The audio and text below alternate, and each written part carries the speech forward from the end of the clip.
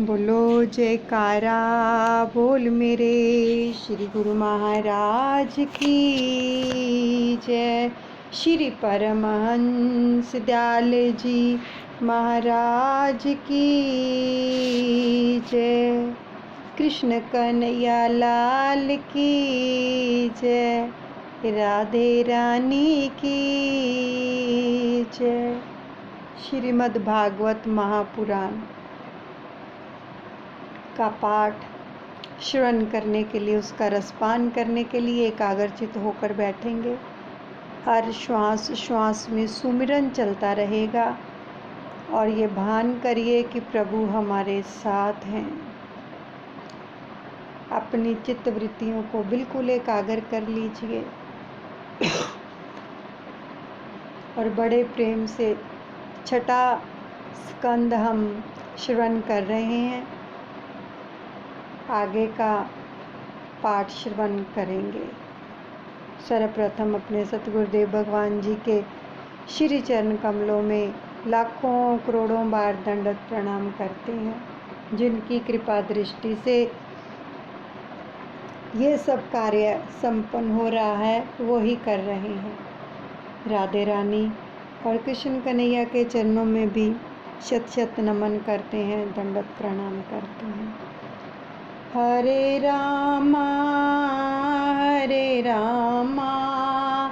रामा रामा हरे हरे, हरे कृष्णा कृष्णा कृष्णा हरे हरे।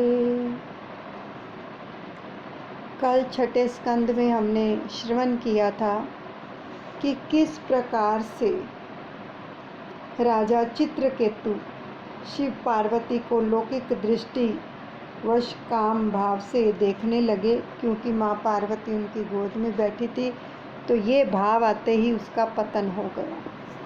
शिव पार्वती के इस प्रकार बैठने का एक कारण था। एक बार कामदेव ने फिर शिवजी से युद्ध करना चाहा। शिवजी ने कहा कि मैंने एक बार तो तुझे जला दिया है। तो कामदेव ने कहा कि समाधि में बैठकर जलाना कोई बड़ी बात नहीं है। समाधि की अवस्था में तो कोई भी जीव मुझे जला सकता है। मेरे मन में एक छोटी सी आकांक्षा अभिशेष है। आप पार्वती जी को आलिंगनबद्ध कीजिए और मैं उसी समय अपना बाण चलाऊं। यदि आप उस समय भी निर्विकार रह पाए तो मैं मान जाऊंगा कि आप महादेव हैं। तो शिवजी तैयार हो गए। अब पार्वती जी को आलिंगनबद्ध करके वे अर्धनारेश्वरी नटेश्वर बन गए और काम ने उन्हें विचलित करने की पूरी कोशिश की, किंतु उसे सफलता नहीं मिली। अब शंकर निर्विकार ही रहे और कामदेव ने अपनी पराजय स्वीकार कर ली और शिवजी की शरण में आ गया। अब चित्रकेतु इन सारी बातों से अनजान था कि उन्होंने अपनी गोद में माँ पार्वती को क्यों बिठाया है, क्योंकि कामदेव ने उनको बोला था कि ऐसा करो। अगर आप ऐसा करते तो मैं देखता हूँ कि आपके मन में किसी प्रकार की काम वासना तो नहीं आती, यानी आप निर्विकार रह पाते हैं माँ पार्वती को छूकर भी। तो जब तक हमें पता ना हो तो किसी के भी बारे में अपने ही बुद्धि से गलत नहीं सोचना चाहिए। उसका परिणाम क्या हुआ कि उसका पतन हो गया। चित्रकेतु इन सारी बातों से अनजान था, अतः वह शिवजी की निंदा करते हुए बोला, भारी सभा में ये अपनी पत्नी को आलिंगन में लेकर गोद में बिठाकर बैठे हैं, इन्हें कोई लाज भी नहीं आती है क्या। ये शब्द उन्होंने शिवजी महाराज के लिए बोले। तो शिव पार्वती तो निर्विकारी थे, किंतु उन्हें देखने वाले की आंखों में विकार था। किसी को लौकिक भाव से देखोगे तो मन में विकार उत्पन्न होगा और विकृत चित्र मन में उभरेंगे। इसी प्रकार लौकिक भाव से देखने के कारण चित्रकेतु का पतन हो गया। कैसे भक्ति से इंसान नीचे गिर जाता है, कुछ पता नहीं चलता है। हम सोचते हैं कि हम तो बड़े ही सालों से भक्ति करते आ रहे हैं, नामदान लिया हुआ है, लेकिन एक छोटा सा विचार भी अगर मन में गलत आ गया ना तो उसका पतन हो जाता है। यहाँ से हमें कितनी शिक्षा मिल रही है कि किसी के भी बारे में कभी गलत विचार मन में मत लेके आओ। आँखों के द्वारा, कानों के सुनने के द्वारा और अपनी वाणी के द्वारा यानी विचार, वाणी, व्यवहार से कभी भी किसी के साथ गलत मत सोचो, ना करो, ना देखो। उसकी निंदा से शिव जी को तो कुछ बुरा नहीं लगा, क्योंकि उनको पता था कि मैंने किस लिए बिठाया है। तो जिसके सिर पर गंगा, ज्ञान गंगा हो, उसे निद्रा प्रभावित नहीं कर सकता। किंतु पार्वती के लिए यह बात असह्य थी, तो उन्होंने चित्रकेतु को शाप दिया, उदत्त तेरा अब असुर योनि में जन्म होगा। माँ पार्वती ने उनको श्राप दे दिया कि असुर योनि में तेरा जन्म होगा। अब चित्रकेतु पार्वती माता से क्षमा याचना करने लगा। तो देवी ने कहा, दूसरे जन्म में तुझे अनन्य भक्ति प्राप्त होगी और तेरा उद्धार होगा, लेकिन इस कर्म का फल तुझे भोगना पड़ेगा, उसके बाद जाके तेरा उद्धार होगा। यानी जो भी कर्म करेंगे उसका भोग तो भोगना ही पड़ेगा। इसलिए बड़े ध्यान से भक्ति पथ पर चलना पड़ता है। पार्वती के शाप के कारण चित्रकेतु का वृतासुर के रूप में जन्म हुआ। मन चित्रकेतु यदि शुभ कल्पना करे कि जिस प्रकार चित्रकेतु ने वृतासुर रूप में की थी, तो अंत में सुखी हो सकता है। तो दुष्ट कल्पना करोगे तो फिर दुखी होता है। अब नारद जी और अंगिरा जैसे संतों के समागम में मन बुद्धि उग्रगामी बनते हैं, तो मन में विषयों के चित्र न उभरे और सात्विक भाव जागे। इसके लिए लक्ष्मी नारायण का सतत पूजन करो। विष्णु सत्वगुण के अधिपति देव हैं, उनकी सेवा करने से मन में सात्विक भाव की जागृति होती है। विषयों के चित्र अंदर होते हैं और आँख मूंद कर बैठोगे तो वे बाहर आएंगे। इन चित्रों को मिटाने के लिए लक्ष्मी नारायण की सेवा करना आवश्यक है। दिति के दोनों पुत्रों की मृत्यु हो गई। दिति ने इंद्र को मारने के लिए व्रत किया और कश्यप ऋषि ने इंद्र को मारने वाला पुत्र उत्पन्न हो सके, इस हेतु दिति को 1 वर्ष का व्रत बताया। उसका नाम था पुष्पवन व्रत। चंचल मन को ईश्वर में स्थिर करने का साधन ही व्रत है।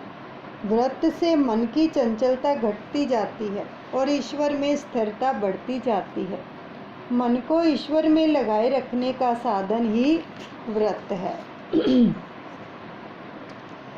दिति ने व्रत तो किया, किंतु व्रत के नियमों का बराबर पालन ना करने के कारण व्रत भंग हुआ और परिणामतः मरुतगणों की उत्पत्ति हुई।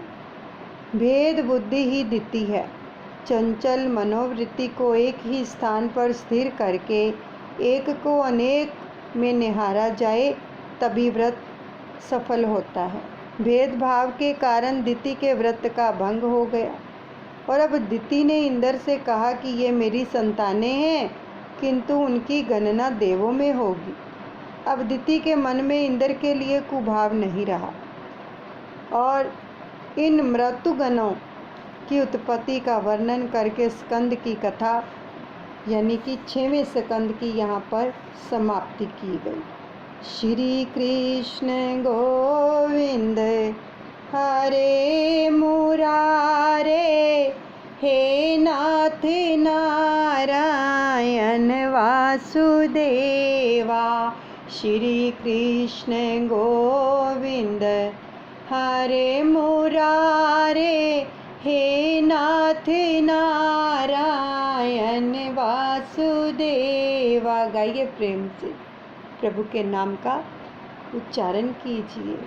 हे नाथ नारायण वासुदेवा, हे नाथ नारायण वासुदेवा। श्री कृष्ण गोविंद हरे मुरारे, हे नाथ नारायण वासुदेवा। अब सप्तम स्कंद का प्रारंभ होता है। श्री राम छठे स्कंद में पुष्टि अनुग्रह की कथा कही गई थी और भगवत अनुग्रह के पश्चात विकार वासना को नष्ट करके अनुग्रह का यदि सदुपयोग किया जाए तभी वह पुष्ट हो पाता है। सेवा समरण में तन्मय बनकर ही जीव पुष्ट हो सकता है। ठाकुर जी कई जीवों पर अनुग्रह करते हैं, किंतु उस अनुग्रह के सदुपयोग करने की रीति जीव जानता ही नहीं है और परिणामतः जीव पुष्ट तो बन ही नहीं पाता, पितु दुष्ट बन जाता है। अब हम हिरण्यकशिपु और प्रहलाद की कथा सुने। हिरण्यकशिपु दैत्य बना और प्रहलाद जो देव। हिरण्यकशिपु ने सारी संपत्ति का उपभोग भोग विलास के लिए किया, अतः वह दैत्य बना। प्रहलाद ने समय तथा अपनी शक्ति का उपभोग प्रभु की भक्ति करने में किया, अतः वह देव बन गया। सातवां स्कंद में वासना के 3 प्रकार बताए गए हैं: असद वासना, सद्वासना और मिश्र वासना। इस 7वें स्कंद में आरंभ में परीक्षित राजा ने एक महत्वपूर्ण प्रश्न पूछा। आप कहते हैं कि ईश्वर का स्वत्र है और वह समभाव से व्यवहार करता है। यदि ऐसी ही बात है तो जगत में यह विषमता क्यों दृष्टिगोचर हो रही है? चूहे में भी ईश्वर है, बिल्ली में भी, तो फिर बिल्ली चूहे को क्यों मारकर खाती है? भगवान यदि सम हैं तो जगत में वे विषमता क्यों उत्पन्न करते हैं? यदि वे समभावी हैं तो फिर बार बार देवों का पक्ष लेकर वे दैत्यों को क्यों मारते हैं? यदि वे ईश्वर हैं तो फिर विषमता में वे क्यों करते हैं? बहुत ही सुंदर प्रश्न है ये। भगवान की दृष्टि में यदि सभी प्राणी समान हैं तो उन्होंने इंद्र के लिए वृत्रासुर का वध क्यों किया? मैं मानता था कि दैत्य तो पापी हैं, अतः हरि उनकी हत्या करते हैं, किंतु वृत्रासुर तो भगवत भगत था, फिर उसकी उन्होंने हत्या क्यों की? तो सुखदेव जी कहते हैं, राजन, क्रिया में भले ही कदाचित विषमता हो की भी जाए, लेकिन किंतु भाव में तो नहीं होनी चाहिए, यानी समता अद्वैत भाव में ही होती है। क्रिया में वह संभाव्य नहीं है। क्रिया से तो विषमता ही रहेगी, अतः भाव में समता रखनी चाहिए। घर में माता, पत्नी, संतान आदि होते हैं। पुरुष इन सभी के प्रति प्रेम तो एक समान ही रखता है, किंतु सभी के साथ एक समान बर्ताव नहीं कर सकता। वह माता को तो वंदन कर सकेगा पर पुत्री को नहीं। प्रेम आत्मा के साथ होता है, देह के साथ नहीं। भावना के क्षेत्र में तो अद्वैत भाव ही होना चाहिए। समदर्शी बनना है तो समव्यवहारी नहीं। समव्यवहारी होना तो संभव नहीं है। शंकराचार्य ने आज्ञा दी है कि भागवत को आदि भौतिक साम्यवाद मान्य नहीं है, मात्र आध्यात्मिक साम्यवाद ही मान्य है। राजन, तुम्हें लगता है कि देवों का पक्ष लेकर भगवान ने असुरों का नाश किया, परंतु उन्होंने यह संहार तो उन असुरों पर कृपा करके हेतु से ही किया था। एक दृष्टांत सुनो। एक चोर चोरी करने के हेतु घर से निकला, किंतु मार्ग में ठेस लगने के कारण वह गिर पड़ा और उसका एक पांव टूट गया। इस कारण वह चोरी नहीं कर सका। यह भगवान की कृपा थी या आकृपा, इसे कृपा ही समझनी चाहिए। पैर तो टूट गया, किंतु उसके कारण वह पाप तो न कर सका। पैर तो टूट गया, इसलिए वो चल नहीं सकता था, चोरी कर नहीं सकता था, तो उस पाप से बच गया, चोरी करने वाले पाप से। तो इसको भगवान की कृपा ही कहेंगे। यानी भगवान जो करते हैं अच्छे के लिए करते हैं। राजन, जैसे तुम होगे, ईश्वर का रूप भी तुम्हें वैसा ही दिखाई देगा। जैसी भावना होगी मन के अंदर, ईश्वर का स्वरूप भी वैसे ही दिखाई देगा। क्यों? रही भावना जिनकी जैसी, प्रभु मूरत देखी तिन तैसी। ईश्वर का कोई एक निश्चित स्वरूप नहीं है, और जीव जिस भाव से उन्हें देखता है उसके लिए वे वैसा ही बन जाते हैं। वल्लभाचार्य जी कहते हैं कि ब्रह्मा ईश्वर लीला करते हैं, अतः वे अनेक स्वरूप धारण करते हैं।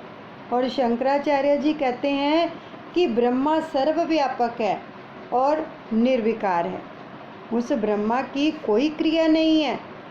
कलश में रखा हुआ जल तो बाहर निकाला जा सकता है, किंतु अंदर समाया हुआ अवकाश या आकाश नहीं।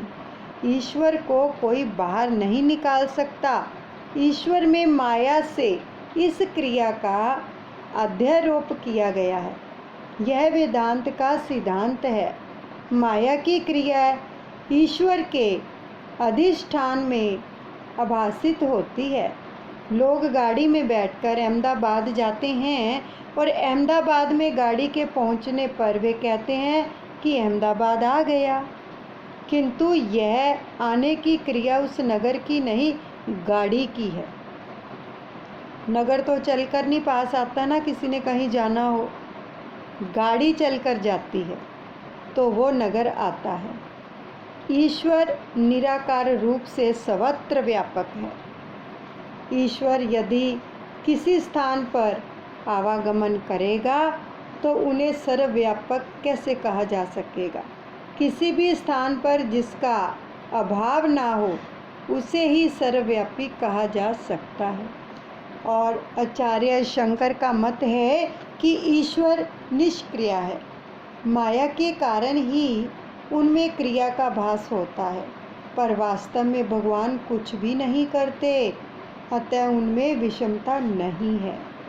अग्नि निराकार है, फिर भी जब लकड़ी जलती है तो लकड़ी जैसा ही आकार अग्नि का भी आभासित होता है, और उपाधि के कारण आकार का भास होता है। परमात्मा का वास्तविक जो स्वरूप व्यापक, निराकार और आनंद रूप है। आचार्य शंकर का यह दिव्य सिद्धांत है। महाप्रभु जी का सिद्धांत भी दिव्य है। वैष्णव मानते हैं कि ईश्वर की अक्रियात्मक की बात बराबर ही। ईश्वर क्रिया तो नहीं कर सकते, किंतु लीला करते हैं। ईश्वर निक्रिया है, यह बात सच है, किंतु यह भी उतना ही सच है कि वे लीला करते हैं। जिस क्रिया में क्रिया का अभिमान नहीं होता वही लीला है। ईश्वर स्वेच्छा से लीला करते हैं, अपनी इच्छा से लीला करते हैं। मैं करता हूँ ऐसी भावना के बिना निष्काम भाव से जो क्रिया की जाए वही लीला है। केवल अन्य को सुखी करने की भावना से जो क्रिया की जाए वही लीला है। कृष्ण का कार्य लीला है। ईश्वर को सुख की इच्छा नहीं है। कन्हैया चोरी तो करता है, किंतु औरों की भलाई के लिए। क्रिया बंधन कारक है और लीला मुक्तिदायक है। जीव जो कुछ भी करता है वह क्रिया ही है, क्योंकि उसको हर क्रिया के पीछे स्वार्थ, वासना और अभिमान होता है। और दोनों सिद्धांत सत्य हैं। ईश्वर निराकार, निर्विकल्प और माया क्रिया करती है। यह सिद्धांत भी दिव्य है। ईश्वर कुछ भी नहीं करते, किंतु उनमें क्रिया का जो है अध्यारोप किया जाता है। माया के कारण ईश्वर के व्यवहार में विषमता का भास होता है। ईश्वर परिपूर्ण सम है, परमात्मा सम है और जो जगत है वो विषम है। अब समता ईश्वर की है, विषमता माया की है। तो यो तो ईश्वर सम है, किंतु माया के कारण उसमें विषमता दिखाई देती है। ईश्वर के अधिष्ठान में माया क्रिया करती है, अतः माया जो भी क्रिया करती है उसका अध्यारोप ईश्वर पर भी किया जाता है। अब दीपक है वो स्वयं तो कुछ नहीं करता ना, किंतु उसकी अनुपस्थिति में भी तो कुछ नहीं किया जा सकता। भगवान दैत्य को मारते नहीं, तारते हैं, उद्धार करते हैं। विषमता क्रिया में है, भाव में नहीं। भगवान दैत्यों को मारते हैं, किंतु उनके प्रहार में भी प्रेम भरा होता है कि इनका उद्धार हो जाए। और जो भगवान के हाथों मारा गया, भगवान की उसके ऊपर दृष्टि पड़ी, उसके पापों का नाश हुआ और वो तो उसका तो बेड़ा पार हो ही गया। भगवान ने अपने हाथों से ही उसके सारे पापों का सर्वनाश कर दिया, तो वो पार हो गए। तो इसलिए अगर भगवान मारते भी हैं तो उनमें भी उनकी दयालुता है कि इसका उद्धार हो जाए। अब सत्वगुण, रजोगुण और तमोगुण जो है प्रकृति के हैं, आत्मा के हैं। जीवन के उपभोग के लिए शरीर सर्जन की इच्छा जब भगवान करते हैं तो रजोगुण के बल में वृद्धि करते हैं। जीवों के पालन के हेतु वे सत्वगुण के बल में और संहार्थ तमोगुण के बल में वृद्धि करते हैं। राजन, जो प्रश्न आपने मुझसे पूछा वही प्रश्न आपके पितामह ने नारद से पूछा था और राजसूय यज्ञ में प्रथम श्री कृष्ण की पूजा की, जो शिशुपाल को मान्य नहीं हुई, अतः वह भगवान की निंदा करने लगा। और वैसे तो भगवान लंबे अरसे तक निंदा सहते रहे, किंतु अंत में उन्होंने सुदर्शन चक्र से शिशुपाल का मस्तक उड़ा दिया और उसके शरीर में से क्या है, बाहर आया हुआ आत्म तेज द्वारकाधीश में विलीन हो गया और शिशुपाल को मुक्ति मिली। जो भगवान शस्त्र धारण करते हैं अपनी अंगुली पर, देखो जो भगवान को छू गया वो भी पवित्र है। उनके अस्त्र शस्त्र सब पवित्र हैं, क्योंकि उनको धारण करते हैं प्रभु। और जिसको प्रभु धारण करते हैं उसके साथ कोई भी छू जाए उसकी मुक्ति निश्चित है। तो इस प्रसंग को देखकर युधिष्ठिर को आश्चर्य हुआ। उन्होंने नारद जी से पूछा, भगवान से शत्रु तब होने पर भी शिशुपाल को सद्गति कैसे प्राप्त हुई, क्यों प्राप्त हुई? तो उसने भगवान को गालियां दी, फिर भी वह नरकवासी क्यों नहीं हुआ? ऐसी सामुज्य गति उसे क्यों मिली? भगवान से द्वेष करने वाले शिशुपाल और दंत वक्त नरकवासी होने चाहिए, तो ऐसी उल्टी बात क्यों की गई? तो नारद जी ने कहा, श्रवण करो राजन, परमात्मा में किसी भी प्रकार तन्मय होने की आवश्यकता है। परमात्मा ने कहा है कि जीव चाहे जिस किसी भाव से मेरे साथ तन्मय बने, मैं उसे अपने स्वरूप का दान करता हूँ। राजन, किसी भी भाव से मन परमात्मा के साथ एकाकार होना चाहिए। जिस प्रकार भक्ति के द्वारा ईश्वर से मन लगाकर कई मनुष्य जो है परमात्मा की गति को पा सके, वैसे ही काम, द्वेष, भय या स्नेह के द्वारा भगवान से नाता लगाकर कई व्यक्ति सद्गति पा गए हैं। गोपियों ने मिलन की तीव्र कामना से, कंस ने भय से और शिशुपाल आदि कुछ राजाओं ने द्वेष से, यादवों ने पारिवारिक संबंध से और आपने स्नेह से और हमने भक्ति से अपने मन को भगवान से जोड़ लिया है। श्री कृष्ण गोविंद हरे मुरारे, हे नाथ नारायण वासुदेवा, हे नाथ नारायण वासुदेवा, हे नाथ नारायण वासुदेवा। श्री कृष्ण गोविंद हरे मुरारे, हे नाथ नारायण वासुदेवा। सप्तम स्कंद को यहीं पर विश्राम देते हैं और अपने सतगुरुदेव भगवान के चरणों में नमस्कार करते हैं। राधे रानी कृष्ण कन्हैया के चरणों में भी नमस्कार करते हैं और सब उन्हीं के चरणों में अर्पण करते हैं। बोलो जयकारा बोल मेरे श्री गुरु महाराज की।